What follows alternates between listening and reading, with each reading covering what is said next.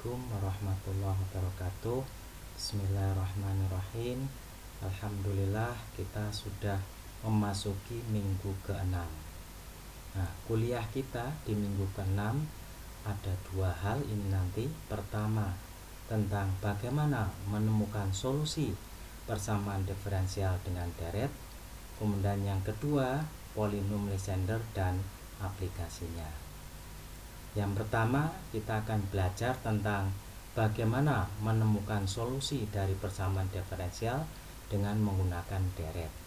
Ada 5 langkah yang akan kita pelajari. Pertama, nanti solusinya diasumsikan dalam bentuk deret pangkat seperti ini. Kemudian mencari turunan pertama, turunan kedua, dan seterusnya yang diperlukan dalam penyelesaian persamaan diferensial. Kemudian yang kedua nanti membuat tabel untuk mengisi koefisien. Keempat, menemukan bentuk umum dari hubungan antar koefisien. Dan kelima, nanti substitusi dari AN ke solusi ini. Oke, mari kita bahas satu contoh ini. Contohnya kita ingin menemukan persamaan diferensial order kedua, Y double aksen sama dengan Y. Maka langkah pertama, solusinya diasumsikan dalam bentuk deret pangkat seperti ini. Ini namanya deret pangkat. Perhatikan di sini somasinya dari n sama dengan 0 sampai n tak hingga untuk AN X pangkat n.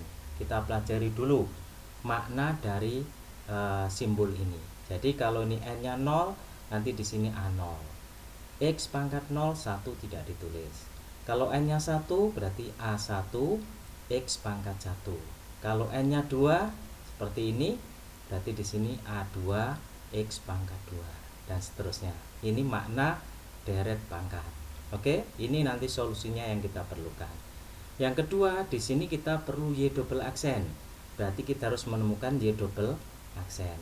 Tapi untuk menemukan Y double aksen, kita perlu Y aksen dulu. Jadi ini diturunkan pertama. Turunkan pertama ini. Kaidah penurunannya pakai kaidah umum seperti ini.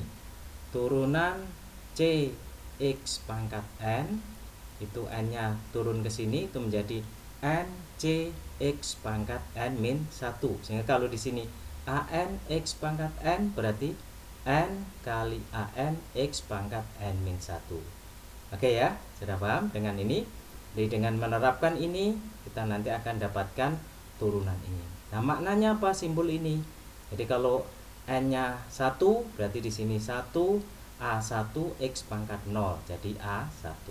Kalau di sini N-nya 2, berarti 2 kali A2 X pangkat 2 min 1 X pangkat min 1, dan seterusnya. Kemudian dari turunan pertama kita mencari turunan keduanya seperti ini.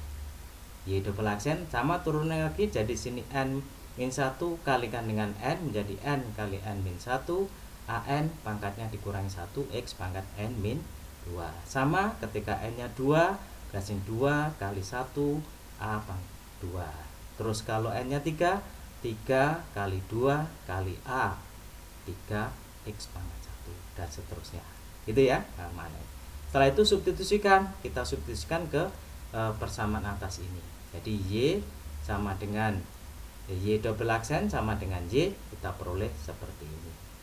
Oke, nah, langkah berikutnya, langkah ketiga, yaitu kita memasukkan ke dalam tabel ini. Tadi kita punya Y double aksen yang ini, dan kita punya Y yang atas ini. Ini solusi kita.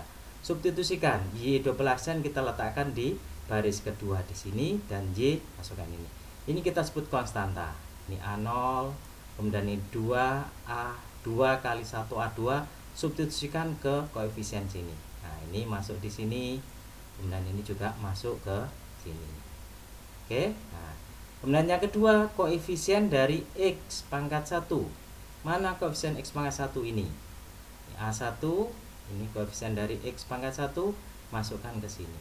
Nah, terus yang kedua, koefisien dari X untuk Y double aksen di sini. Nah, ini substitusikan di sini. Dan seterusnya. Gitu ya. Nah, dan seterusnya isiannya seperti yang ada di sini. Nah, setelah kita mendapatkan ini, kemudian kita gunakan langkah keempat. yaitu menemukan hubungan antar koefisien di sini. Jadi kalau kolom ini namanya kolom genap, ini kolom 1, ini kolom kedua, ini kolom ketiga. Yang kolom genap ini dari 2A2 ini kita masukkan ke sini. 2A2 sama dengan A0. Kenapa? Karena persamaan di sini. Y double aksen sama dengan Y. Berarti yang kolom pertama, kolom kedua di baris kedua ini sama dengan di bawahnya. Ini juga begitu, ini sama. Nah, ini dengan ini kita tuliskan di sini. Kita olah, perhatikan di sini 2A2 sama dengan A0, berarti A2 sama dengan A0 per 2. Dituliskan faktorial itu menjadi A0 per 2 faktorial. Yang kolom ketiga, yang ganjil ini 3 kali 2A3 sama dengan A1, A3 sama dengan A1 dibagi 3 kali 2, atau dituliskan faktorial A1 per 3 faktorial. Demikian juga kolom yang keempat ini, kolom yang genap. Jadi seperti ini. Pak perhatikan di sini 4 kali 3 A4 sama dengan A2. Berarti A4 sama dengan A2 dibagi 4 kali 3. Nah, A2 nya sendiri sama dengan A0 per 2 faktorial. Tuliskan sini A0 per 2 faktorial.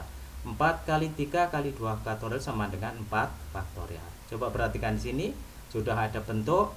Kalau suku A2 sama dengan A0 per 2 faktorial. A4 A0 per 4 faktorial. Kalau A6 dengan pola sama dengan A0 per 6 faktorial. Kalau nanti A8 A0 per 8 faktorial. Sehingga secara umum kalau seperti ini. Untuk genap, biasanya genap itu tuliskan 2N, berarti AN sama dengan A0 per N faktorial.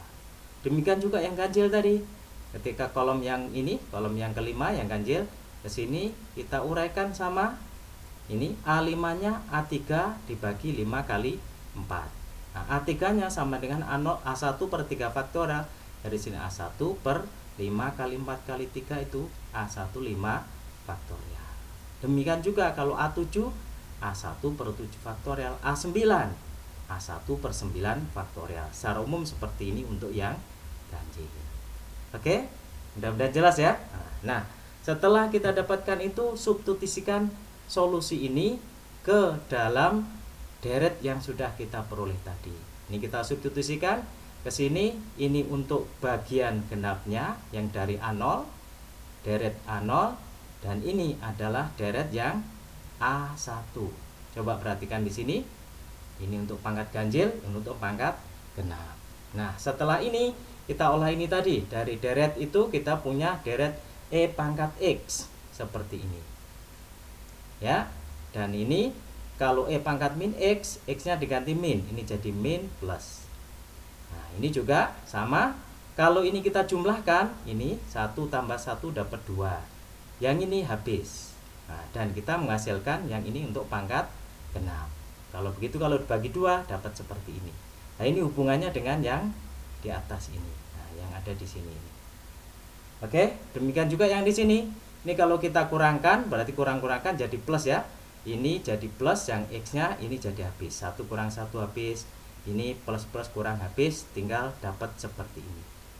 Oke, nah yang ini nanti masukkan ke sini. Oke, ini tolong dibaca, di handout pelan-pelan. Di sini kita tidak menjelaskan secara detail. Nah, setelah kita dapat ini tadi, ternyata suku yang depan ini bisa diganti dengan E pangkat X ditambah E pangkat min X per 2. Suku yang belakang bisa diganti dengan E pangkat X dikurang E pangkat min X per 2. Jadi solusinya diperoleh seperti ini. Ini kalau kita cek dengan metode elementer juga mendapatkan nilai yang sama. Oke, dibaca di rangkuman itu ada contoh yang sama persis seperti ini. Oke, jelas mudah-mudahan. Silakan berlatih di latihan 6.1. Terima kasih. Assalamualaikum warahmatullahi wabarakatuh.